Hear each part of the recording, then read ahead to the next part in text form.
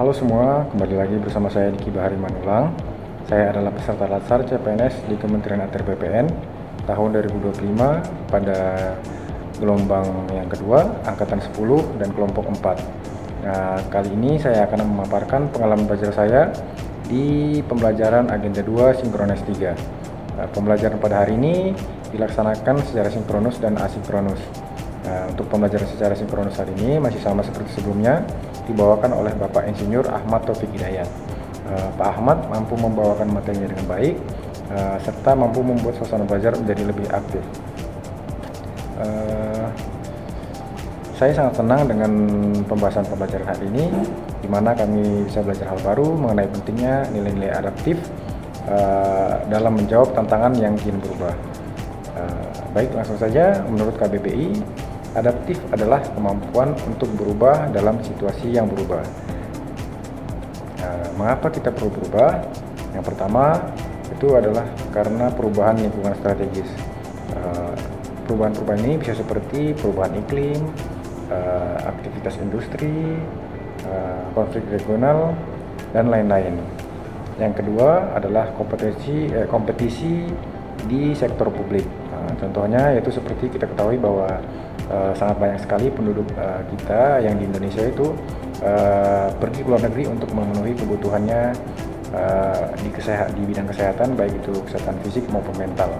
Contohnya itu banyak penduduk kita yang pergi ke Malaysia itu untuk check up gitu ke Penang, dan juga pergi ke luar negeri seperti Thailand, Malaysia, dan Filipina dan lain-lain untuk berlibur. Itu dikarenakan pelayanan di sektor publik mereka itu sangat baik jika dibandingkan dengan negara kita.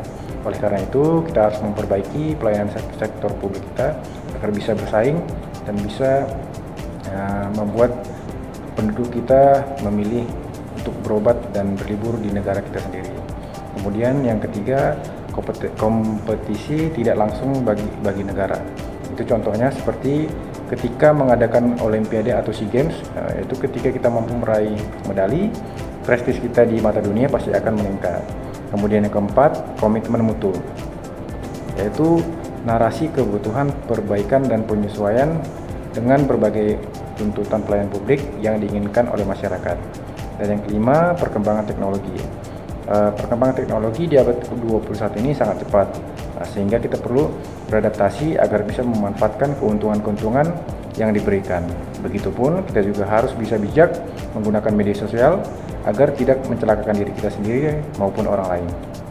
Kemudian yang keenam, itu tantangan praktek administrasi publik. Pertama, melindungi dan memajukan demokrasi. Yang kedua, memperkuat pembangunan sosial dan ekonomi. Yang ketiga, memastikan kelestarian lingkungan.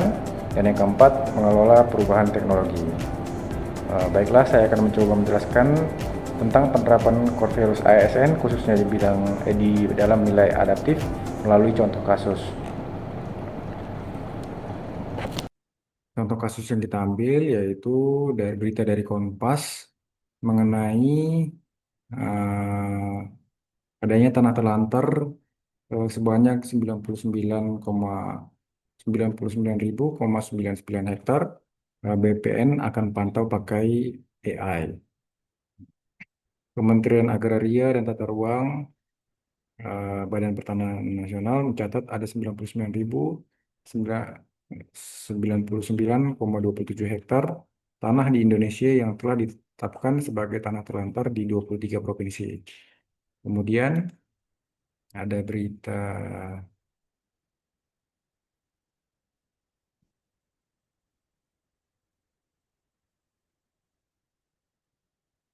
mengenai Kementerian atau BPN, gunakan Geo AI untuk atasi tanah terlantar di Indonesia. Sama juga Kementerian ATR BPN mengungkapkan bahwa terdapat 99.099,29 hektar tanah terlantar di Indonesia yang tersebar di 23 provinsi. Tanah-tanah ini dinilai tidak dimanfaatkan dengan optimal oleh pemiliknya meskipun memiliki potensi besar. Oke.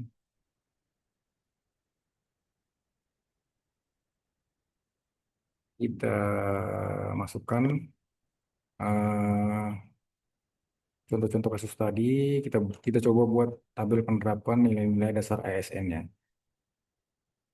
Yaitu pertama mengikuti kegiatan pelatihan artificial intelligence untuk mendukung analisis data pertanahan. Tahapan kegiatannya yaitu pertama mengidentifikasi bahwa analisis data pertanahan, misalnya ada data PTSL, tanah terlantar, data geospasial yang membutuhkan dukungan teknologi AI. Yang kedua, mengikuti seleksi atau mendaftar pada program pelatihan yang relevan, misalnya yang diselenggarakan Pusdiklat ATR BPN, Lembaga Administrasi Negara, Digital Talent Scholarship Kominfo, atau kerjasama universitas. Kemudian yang ketiga, mengikuti sesi teori, yaitu pengenalan AI, machine learning, big data, serta penerapan di bidang pertanahan. Yang keempat, penerapan hasil pelatihan pada pekerjaan, misalnya membuat model AI sederhana untuk mengklasifikasi status tanah, mempercepat analisis data PTSL yang jumlahnya cukup besar, dan membantu visualisasi data geospasial serta berbagi ilmu ke rekan kerja melalui forum internal. Eh, Deskripsinya itu menyadari bahwa pekerjaan manual dalam analisis data pertanahan tidak lagi efektif. Maka segera kita menyesuaikan diri dengan mencari peluang pelatihan AI, mendaftarkan diri, dan menciptakan peran digital. Nah, itu untuk nilai cepat menyesuaikan diri dan menghadapi perubahan. Kemudian selanjutnya, saat pelatihan, kita mencoba membuat model AI, analisis data pertanahan yang membutuhkan dukungan teknologi. AI, setelah kembali ke kantor, kita mengembangkan cara baru untuk memvisualisasi data pertanahan AI, data pertanahan dengan AI sehingga lebih mudah dipahami masyarakat dan pimpinan. Itu untuk nilai, terus berinovasi dan mengembangkan kreativitas.